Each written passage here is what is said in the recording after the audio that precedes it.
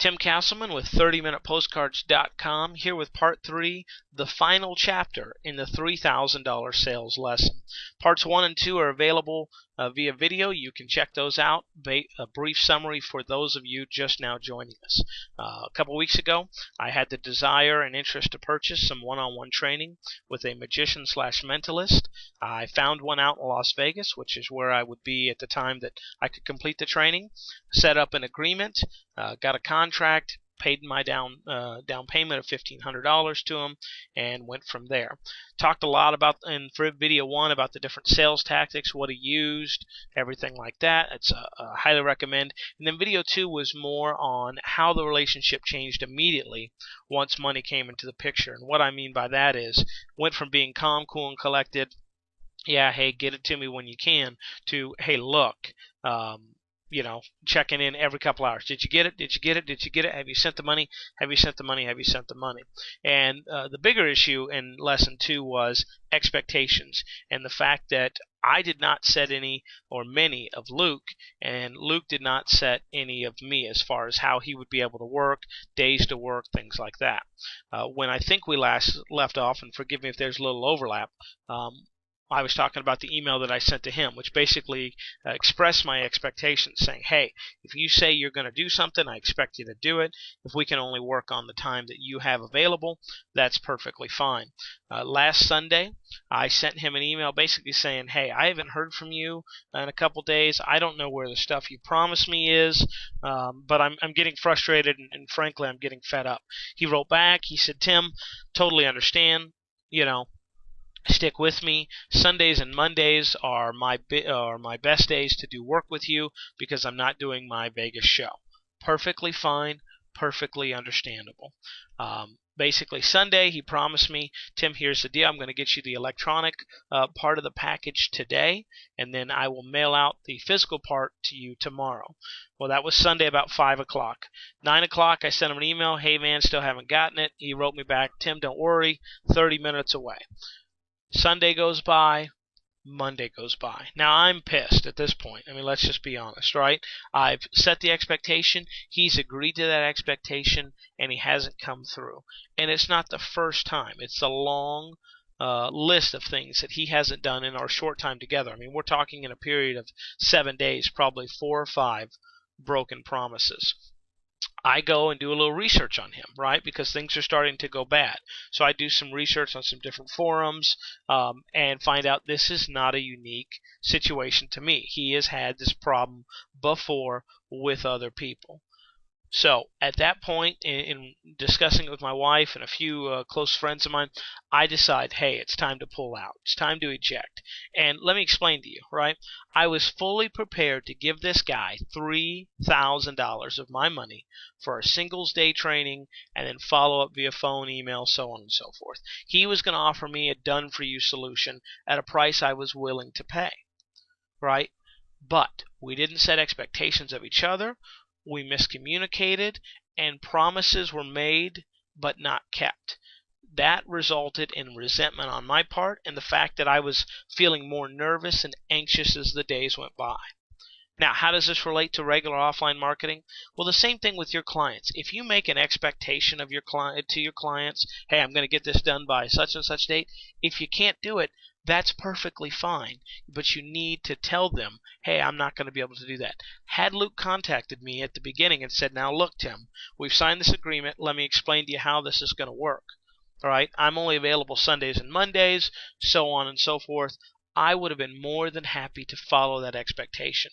But because he didn't let me know that until after promises were already broken, it started crumbling the relationship. And it also started magnifying big things, little things into big things, right? Is it a big deal that he didn't send me the ebooks? In the grand scheme of life, no, it's not. But he had already broken promises to me before, so now it's starting the snowball effect. Now I'm looking for ways to get out of the relationship. And truthfully, Sunday, I was ready to get out. I wanted to give him the benefit of the doubt, okay, but I was looking for a way to get out because I just did not feel comfortable. So if you make expectations with your clients and your customers and you can't meet them, that's perfectly fine. You need to let them know. All right, and you need to keep them informed in the process. And if you have stumbled in a relationship, and let's face it, we all have, but you make a promise to someone, you need to make sure that you come through with that promise.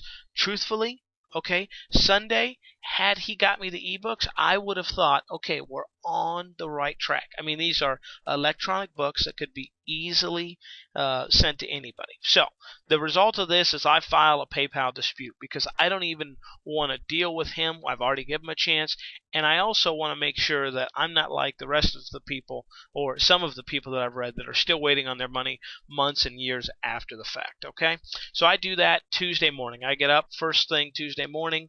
I live Central Time. He lives on the West Coast. So what happens when you file a PayPal claim? You get this.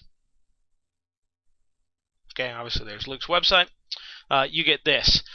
About 4 emails in the span of an hour, about 4 text messages, and about 3 calls to your personal cell phone number because we had exchanged information. What did those emails say? Excuse me for that. His first email was apologizing profusely. As you can see at 3:11, he sent it. Okay? Hey, Tim, I'm so sorry. I apologize that happened. I promise you it's just another momentary hiccup. But I was tired of excuses. Okay? I was tired of it. I was ready to eject. In that first email, right, he offers to cut his price down from $3,000 to $2,000. He tells me, Tim, I'll sign a new contract with you, and I'll do it for $1,000 less. So look, because he did not follow through with his promises, right? Because he did not follow through with what he said he wanted to do and was going to do, right? He has to cough up $1,000 just to stay with me as a client. Just for me to stay as a client, he feels like, hey, I got to cut 1/3 of my price. So if you don't meet your expectations, right, people are going to start demanding concessions. I didn't even talk to him about that. I said, hey, I want my money back. That's all I want. That's all I'm going to be satisfied with.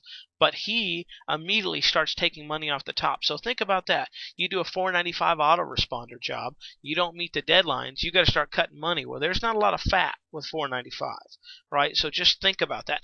And again, it changes the whole dynamic of the relationship. When I started this relationship, right, I thought, man, here's a guy who's going to teach me what I need to know. Right? I'm going to pay him a good sum for it, and we will have a continual and ongoing relationship. That's what I really thought. This is a guy I can spend thousands upon thousands of dollars with. And it got reduced to, I want my money back, and no, I won't take any concessions on your part. As you can see right here, the second email, right, you can see that, if I didn't hit the wrong key, is that the description, finally he sends the ebooks. 3 days later, right, he sends the ebooks. Finally, when I post a PayPal claim, suddenly we've got an issue, and now we're doing the things we promised 3 days before. In addition to that, the follow-up emails are just, hey, let me know what you're thinking. Hey, let me know what you're thinking, right? Because now he's desperate, right? Because he is put in a position of weakness. I mean, when he started this relationship, right, he was the guru. Right? He was the guy teaching me. He was the guy whose ladder I had to climb to get to his level. Now he's trying to come up to my level, and that is the wrong way. And I seriously thought about taking him up on his offer. I seriously did. But here's what I thought. The dynamic of the relationship had been forever changed, and there was no way, based on the short time together, those 7 days, there was no way that I could trust him. Right? There was no way that I could trust him and that he would keep his word on what he had already promised, because he had already broken so many promises. So, the end result, I'm in the process of getting my money back.